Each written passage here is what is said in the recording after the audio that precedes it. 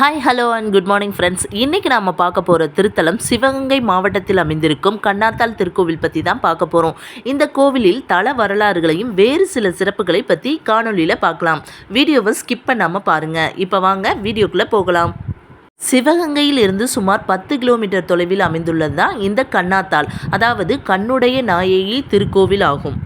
கோவிலுக்கு முன்புறத்தில் பெரிய தெப்பம் அமைந்திருக்கிறது. அந்த தெப்பம் செம்மண் நிறத்தில் காணப்படுகிறது. இந்த சுற்றுப்புறங்களில் மணல் பெரும்பாலும் செம்மண் நிறத்தில் தான் இருக்கும். ஆனால் தெப்பத்தில் இருக்க தண்ணி சுத்தமான தண்ணீராக தான் இருக்குது. கோவில் உள்ளே போனதுமே இப்போ நீங்கள் பார்த்துட்டு இருக்கீங்க இல்லையா, பெரிய சக்கரத்துக்கு நடுவில் மஞ்சள் குங்குமம் இட்டு எல்லாரும் வழிபடுறாங்க. இந்த கோவிலோட தூண் அமைப்பெல்லாம் பாருங்கள். பெரும்பாலுமே தமிழகத்தில் உள்ள எல்லா கோவில்களோட சிற்பக்கலைகள் மிகவும் சிறப்புக்குரியதாக தான் இருக்கும். அதே போல் இப்போ நீங்கள் வீடியோவில் பார்த்துட்டு இருக்க அந்த பிக்சர்லாம் இந்த கோவிலோட தல வரலாறு தான் சுட்டி காட்டுது. கோவிலோட கோபுரத்தை பார்க்கும்போது கும்பாபிஷேகம் சமீபத்தியத்தில் தான் நடைபெற்றிருக்கும் அப்படின்னு நமக்கு தெரிய வந்தது. இப்போ நீங்கள் பார்த்துட்டு இருக்கீங்க இல்லையா, நாகர் சிலைகள் இருக்குது. அதை தொடர்ந்து குழந்தை பாக்கியம் இல்லாதவங்க தொட்டில் கட்டுறாங்க. இங்கே நிறைய தொட்டில் கட்டியிருக்காங்க பாருங்கள். கோவிலை தொடர்ந்து சுற்றி வாங்க பார்க்கலாம். இங்கே பெரிய விநாயகர் சிலை இருக்குது. இந்த அம்மனோட தேர் அங்கே டிராயிங்கில் வரைஞ்சிருக்காங்க. இந்த விநாயகருக்கு அபிஷேக விநாயகர் என்று பெயர். மிகவும் பெரிய சிலையாக அமைந்திருக்கிறார். உள்ள நீங்கள் பார்க்குற கண்ணுடை நாகையோட சிலை இப்படி தாங்க இருக்கும். 8 கைகளோட ஆக்ரோஷமாக கையில் சூலாயுதம் ஏந்தி இருக்காங்க. சொன்னேன் இல்லையா, கோபுரத்தோட அமைப்பை பாருங்கள். பெயிண்டிங் பண்ணி ரொம்ப அருமையாக இருக்குது. இப்போ வாங்க இந்த கோவிலோட தல வரலாறை பார்க்கலாம்.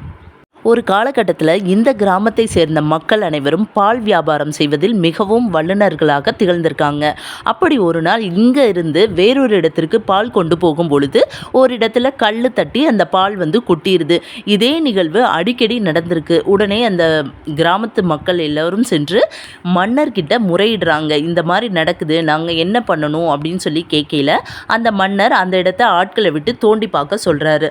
அப்படி தோண்டி பார்க்கும் பொழுது அந்த இடத்துல ரத்தம் அந்த இடத்த கடப்பாறையால் குத்துனார் இல்லையா, அவரோட கண்ணு தெரியாமல் போயிடுது. உடனே மன்னர், நீ இரு, வேறொரு ஆளை தோண்ட சொல்லு அப்படின்னு சொல்லும்போது, இல்லை பரவாயில்ல நானே தோண்டி எடுக்கிறேன் அப்படின்னு சொல்லி அவர் கண்ணு கெட்டதோடு அந்த சிலையை தோண்டி எடுக்கிறாரு. உடனே தோண்டி எடுத்ததுமே அவருக்கு கண்ணு சரியாயிருது. அப்போது இந்த மன்னர் கூடி இவங்கெல்லாம் சேர்ந்து நம்ம ஒரு இடத்துல கோவில் கட்டலாம்னு சொல்லி பேசிகிட்டு இருக்காங்க. அந்த சிலையை தூக்கி ஒரு இடத்துல வைக்கிறாங்க. அது தெற்கு நோக்கி இருக்குது.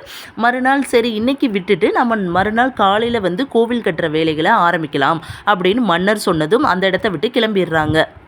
மறுநாள் அந்த இடத்திற்கு பார்க்கும் பொழுது அம்மன் சிலை வடக்கு நோக்கி அமர்ந்திருக்கிறது. அப்பொழுது மன்னர் அம்மனுக்கு இந்த திசை தான் பிடித்திருக்கு அப்படின்னு சொல்லிட்டு கோவிலை வடக்கு நோக்கியே கட்ட ஆரம்பிக்கிறார். அம்மனின் சிலையும் வடக்கு திசை நோக்கியே அமர்ந்திருக்கிறது. இன்றளவும் கண்ணோய் உள்ள பக்தர்கள் அனைவரும் இந்த கோவிலில் கண்மலரை, அதாவது வெள்ளி கண்மலர் கோவிலையே விற்கிறாங்க. அதை வாங்கி அம்மனோட காலடியில் வச்சுட்டு உண்டியலில் காணிக்கையாக செலுத்துகிறாங்க.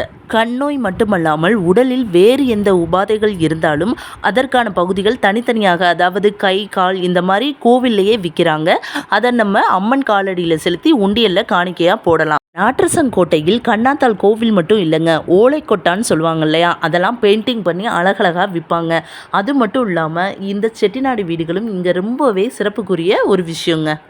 உங்களுக்கும் டைம் கிடச்சிச்சின்னா நீங்களும் மிஸ் பண்ணாமல் இந்த கண்ணாத்தாளை ஒரு முறை விசிட் பண்ணிவிட்டு போங்க. ஓகே ஃப்ரெண்ட்ஸ், உங்களுக்கு இந்த வீடியோ பிடிச்சிருக்கும்னு நம்புகிறேன். வீடியோ பிடிச்சிருந்தா ஒரு லைக் பண்ணி கமெண்ட் பண்ணி முக்கியமாக சப்ஸ்கிரைப் பண்ணுங்கள். கூடவே பெல் ஐக்கானையும் கிளிக் பண்ணுங்கள். அப்போ தான் என்னோடய எல்லா வீடியோவும் உங்களுக்கு உடனுக்குடனே நோட்டிஃபிகேஷனில் வரும். தேங்க்ஸ் ஃபார் வாட்சிங்.